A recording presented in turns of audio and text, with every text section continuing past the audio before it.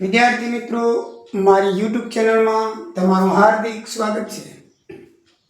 આજે આપણે ધોરણ 9 ની અંદર પ્રકરણ 1 માં સંખ્યા પદ્ધતિમાં આગળ વધીએ તો અગાઉના વિડીયોમાં આપણે થિયરિકલ વસ્તુ જોઈ. કોને પ્રાકૃતિક સંખ્યા કહેવાય, કોને પૂર્ણ કહેવાય, કોને પૂર્ણાંક કોને કહેવાય, કોને સમય કહેવાય, વિભાજ્ય અવિભાજ્ય, એ બધું આપણે જોયું. કોઈ વિદ્યાર્થીએ વિડીયો ના જોયો હોય તો એ જોઈ લેશો, પછી આમાં તમને ખબર પડશે. તો ચલો મિત્રો, આપણે આગળ દાખલા જોઈએ. તો મિત્રો, આ ખરા ખોટામાં તમને પૂછાય છે. તમને 101% પરીક્ષાની અંદર આ વિધાન ખરું છે કે ખોટું, અથવા સત્ય છે કે અસત્ય, એ જણાવવાનું અને એનું કારણ પણ લખવાનું તમને આવશે.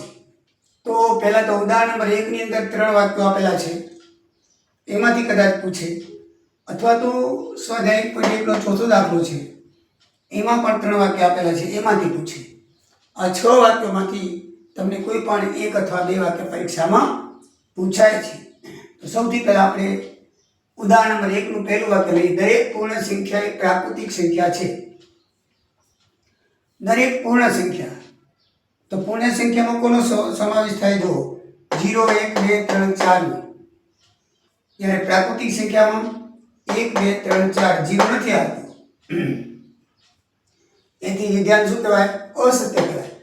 કારણ પૂર્ણ સંખ્યામાં જીરાનો સમાવેશ થાય છે, જ્યારે પ્રાકૃતિક સંખ્યામાં જીરાનો સમાવેશ થતો નથી. માટે આ વાક્ય કેવું કહેવાય? અસત્ય કહેવાય. તમે જોઈ શકો છો, જો પૂર્ણ સંખ્યા છે એ કે છે દરેક પૂર્ણ સંખ્યા, દરેકમાં 0 આવી જાય. 0 છે એ પ્રાકૃતિક સંખ્યા ન કહેવાય, કારણ કે પ્રાકૃતિક સંખ્યાની અંદર જીરાનો સમાવેશ થતો નથી. માટે આ વિધાન કેવું કહેવાય? અસત્ય કહેવાય. સમજાય ગયું મિત્રો? બીજું વિધાન છે દરેક પૂર્ણાંક સંખ્યા એ સમય સંખ્યા છે. તો આ વિધાન સત્ય છે. કેવી રીતે? કારણ કે દરેક પૂર્ણ સંખ્યાને p છે qમાં લખી શકાય છે, અથવા તો સમય સંખ્યાની અંદર પૂર્ણાંક સંખ્યાઓ સમાયેલી છે. આ સમય સંખ્યા છે, જો એની અંદર પૂર્ણાંક સંખ્યાઓ આવેલી છે. પૂર્ણાંક કઈ કહેવાય? -0 ને 2, 3. તો જો -0 ને 2, 3 આવેલી છે, તો એમ પણ લખી શકાય કે ભાઈ દરેક પૂર્ણ સંખ્યાનો સમાવેશ સમય સંખ્યામાં થયેલો છે, માટે આ વિધાન સત્ય છે. અથવા દરેક પૂર્ણાંક સંખ્યાને p છેદ q માં લખી શકાય. દરેક પૂર્ણ સંખ્યાને p છેદ q માં લખી શકાય. જો આ p છેદ q માં લખવાની છે, p છેદ q એટલે આ નીચે તમે એકડો લખી શકો. સમય સંખ્યાની વ્યાખ્યા શું છે કે જેને p છેદ q માં લખી શકાય એ સમય સંખ્યા કહેવાય. તો પૂર્ણાંક સંખ્યામાં બધી સંખ્યા હોય તો નીચે એકડો કરી શકો. એટલે p છેદ q થઈ ગયું, બરાબર છે. એટલે આમ પણ લખાય કે દરેક પૂર્ણાંક સંખ્યાને p છેદ q માં લખી શકાય. દાખલા 3 ચતુર્થાંશ, 5 એકાઉન્ટ, 9 એકાઉન્ટ, -3 વગેરે. માટે તે બધી પૂર્ણ સંખ્યા, માટે તે સમય સંખ્યા છે. બરાબર ને? દરેક પૂર્ણાંક સંખ્યાને શું છે? પૂર્ણાંક સંખ્યા હોય, દાખલા તરીકે આ છે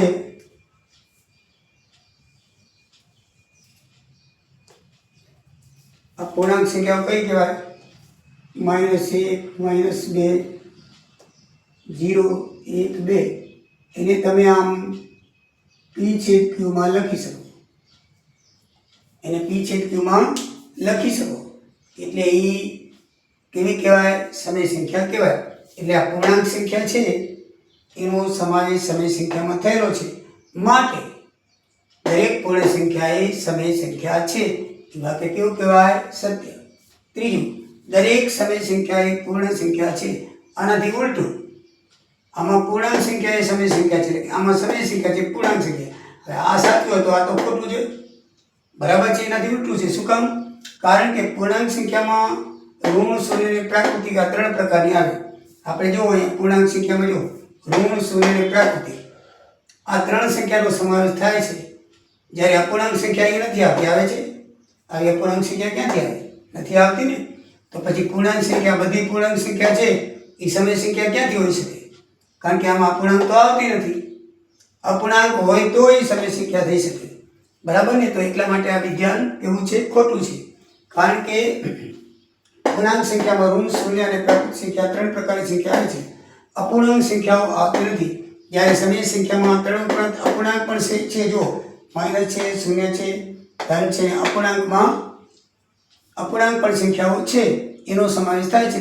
તેથી દરેક સમય સંખ્યા એ પૂર્ણાંક સંખ્યા નથી. જો આ સમય સંખ્યા છે, આ સમય સંખ્યા છે, આ સમય સંખ્યા છે, બરાબર ને? આ બધી સમય સંખ્યાઓ છે.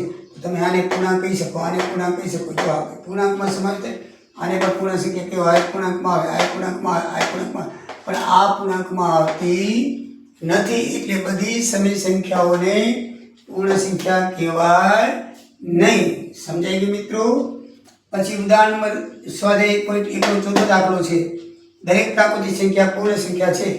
આ વિધાન સત્ય છે, કારણ કે પ્રાકૃતિક સંખ્યા છે 1 2 3 4, તો એ પૂર્ણ સંખ્યામાં પૂરેપૂરી સમાયેલી છે. 1 2 3 4 એટલે બધી જ પ્રાકૃતિક સંખ્યા એ પૂર્ણ સંખ્યા થઈ શકે, પણ બધી પૂર્ણ સંખ્યા એ પ્રાકૃતિક સંખ્યા થઈ શકે નહીં. ઉલટું પૂછે તો એ કેવું આવે? અસત્ય આવે. આમાં દરેક પ્રાકૃતિક સંખ્યા એ પૂર્ણ સંખ્યા છે. વિધાન સત્ય છે, કારણ કે પ્રાકૃતિક સંખ્યા છે એ પૂર્ણ સંખ્યામાં સમાયેલી છે. કારણ કે પૂર્ણ સંખ્યામાં પ્રાકૃતિક સંખ્યા સમાયેલી છે, જેથી દરેક પ્રાકૃતિક સંખ્યા પૂર્ણ સંખ્યા બની શકે. હવે લખ્યું છે દરેક પૂર્ણાંક એ પૂર્ણ સંખ્યા છે. આ વિધાન અસત્ય છે.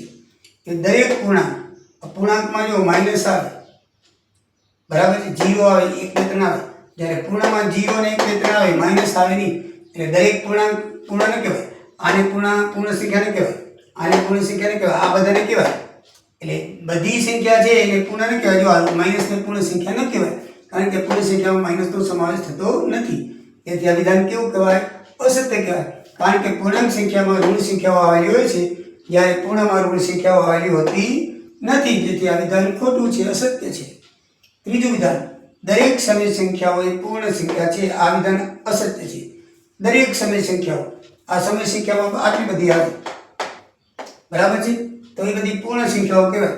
આ પૂર્ણ સંખ્યાઓ ખાલી 0 1 2 3 જ આવે. આ માઇનસ ના આવે, અપૂર્ણાંક ના આવે, બરાબર ને? તો બધી કે આ જો આ જે છે એ પૂર્ણ સંખ્યા ન કહેવાય, આ એને કહેવાય, આ એને કહેવાય, આ કહેવાય, પણ આ નહીં કહેવાય. એટલે બધી સમય સંખ્યા છે એ પૂર્ણ સંખ્યા ન કહેવાય, કારણ કે પૂર્ણ સંખ્યામાં તો 0 1 2 3 જ આવે. જ્યારે સમયમાં 0 1 2 3 સિવાય એની માઇનસ પણ આવે, અપૂર્ણાંક પણ આવે, એટલે એને પૂર્ણ સંખ્યા કહેવાતી નથી. માટે આ વિધાન કેવું કહેવાય? ખોટું કહેવાય. કારણ કે સમય સંખ્યામાં અપૂર્ણાંક સંખ્યાઓ આવેલી હોય છે, જે પૂર્ણ સંખ્યામાં નથી આવતી. જેથી દરેક સંખ્યા એ પૂર્ણ સંખ્યા હોતી નથી. અપૂર્ણાંક સંખ્યાઓ અને બીજી કઈ? ઋણ સંખ્યાઓ. બીજી કઈ આવેલી હોય છે? ઋણ સંખ્યાઓ.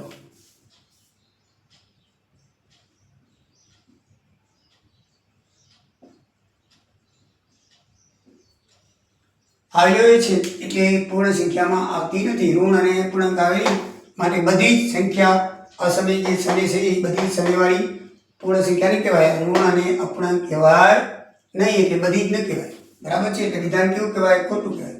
તો ચાલો મિત્રો, આ રીતે આ એક્ઝામ્પલ પૂરું થાય છે અને 1.1 દાખલા નંબર 4 પણ પૂરો થાય છે. નેક્સ્ટમાં એક્ઝામ્પલ 2 અને એને લગતો જો સ્વાધ્યાયમાં હશે તો એ પ્રમાણે હું શીખવાડીશ. વિડીયો મારો પસંદ આવ્યો હોય તો સબસ્ક્રાઈબ કરજો, લાઈક કરજો, તમારા મિત્રોને ફોરવર્ડ કરજો. જય સિયારામ, જય દ્વારકાધીશ.